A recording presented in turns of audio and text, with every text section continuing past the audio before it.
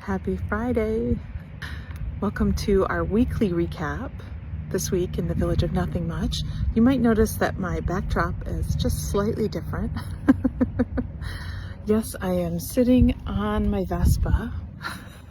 Don't worry, I wear a helmet. I'm at one of my favorite spots along Lake Michigan. So I might forget to tell you stuff, but who cares? We got this going on. I think if you've never visited the Great Lakes, it's hard to grasp how big they are. It's like being at the ocean, but there's no salt or sharks.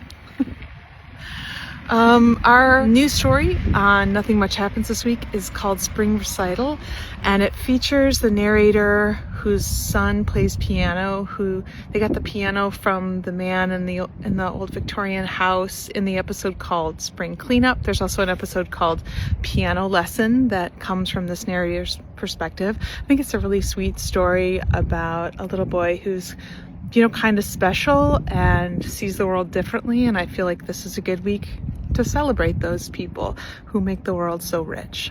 Our encore episode on NMH was Sunrise at the Cabin, which is also just a really nice, quiet coffee with the dog kind of episode. On Stories from the Village of Nothing Much, we had an encore episode that features a story called Old Houses that inspired me to write a whole book. And I have exciting news about that. I can tell you about it next week.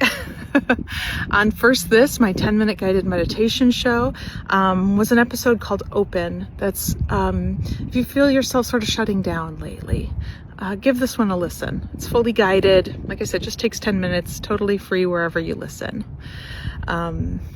I hope you are having a lovely weekend wherever you are.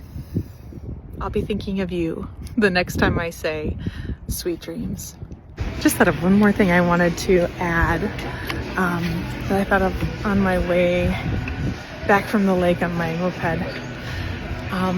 That story I told you about that inspired me to write a whole book, it's called Old Houses, and there's a bit in it, just like a half a paragraph, about the narrator looking at her peonies and seeing that they were covered with ants, and seeing the ants on the peonies and being worried that something was wrong and that they were diseased, and her calling her mom and her mom going, "That's okay, that's how the peonies open, the ants have to chew away the wax on the outside."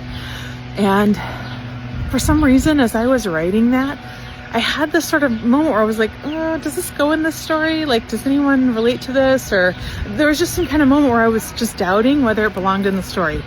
But I just trusted it and I put it in.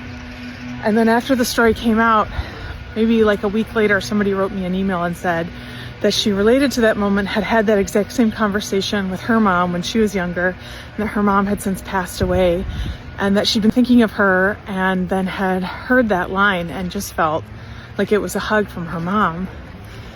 And I'm telling you this because if you feel like you have something to say, even if you feel like it won't be for everyone, it won't connect with everyone, there's someone out there who does need to hear it.